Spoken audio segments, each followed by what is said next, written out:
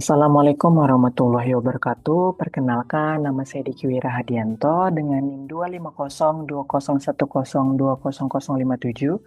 Pada kesempatan kali ini, saya akan membahas terkait permasalahan pinjaman online pada mata kuliah pasar dan lembaga keuangan.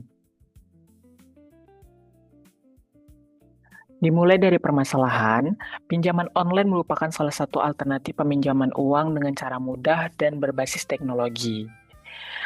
Pinjaman online seolah-olah beberapa tahun belakangan ini lumayan marak di masyarakat.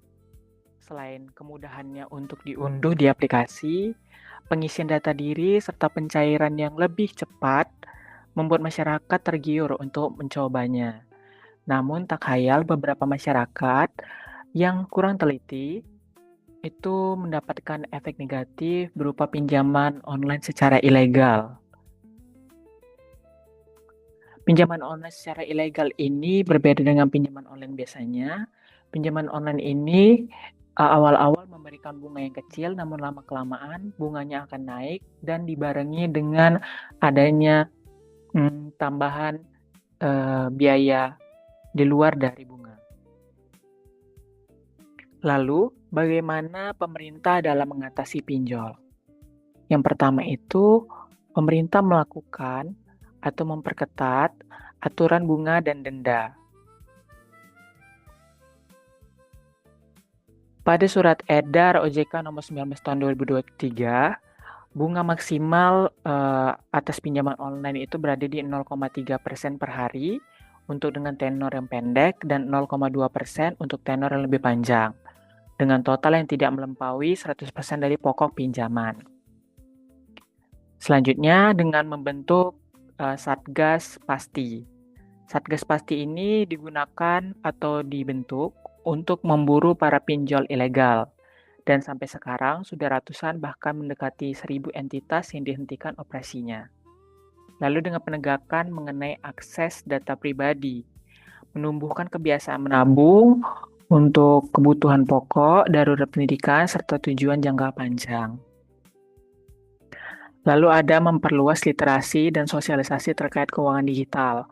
OJK selaku salah satu instansi pemerintah yang bertugas menangani terkait maraknya pinjaman online ini melakukan sosialisasi ke beberapa daerah dalam guna meningkatkan edukasi terkait pemahaman penggunaan pinjaman online.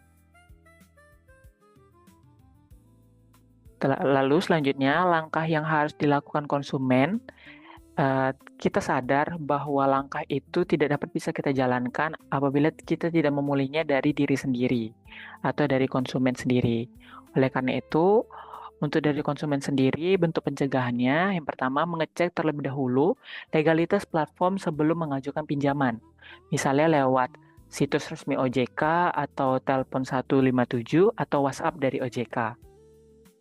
Kedua, dengan meminjam apabila kita benar-benar mendesak, meminjamlah sesuai dengan kebutuhan kita tanpa dengan rasa menimbulkan rasa kemudahan. Jadi kita ingin mencairkan lebih banyak. Kita harus menyadari bahwa setiap pinjaman ini memiliki bunga yang harus kita bayarkan setiap bulannya.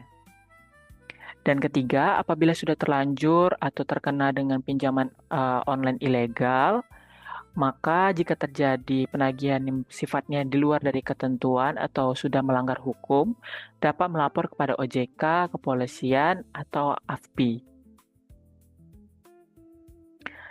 Lantas, bagaimana dengan peran mahasiswa sebagai agen perubahan? Mahasiswa sendiri memiliki 4 peran dalam merubah sistem dari pinjaman online ini sendiri. Yang pertama itu ikut menyebarkan literasi keuangan lewat cara-cara yang dekat dengan keseharian. Misalnya lewat organisasi kampus, konten media sosial, atau kegiatan pengabdian kepada masyarakat. Lalu keterlibatan dalam pendampingan komunitas, terutama UMKM kecil, supaya mereka tahu ada alternatif pembiayaan yang lebih aman selain pinjol. Ketiga, itu kita tidak bisa memulainya tanpa menerapkan di diri sendiri, seperti yang saya katakan sebelumnya. Oleh karena itu, bentuk preventif itu sendiri dengan tidak menerapkan gaya hidup yang berlebihan serta membiasakan untuk menabung. Dan yang terakhir, menjadi penghubung antara masyarakat dengan lembaga yang berwenang. Kadang orang lain tidak melaporkan bukan karena mereka tidak mau, tapi karena tidak tahu harus lapor kemana. Disinilah mahasiswa bisa membantu sekecil apapun perannya. Demikianlah hasil dari presentasi saya. Apabila terdapat kata, substansi, atau lainnya yang kurang tepat, mohon dimaafkan. Wabillahi taufiq walhidayah. Wassalamualaikum warahmatullahi wabarakatuh. Terima kasih.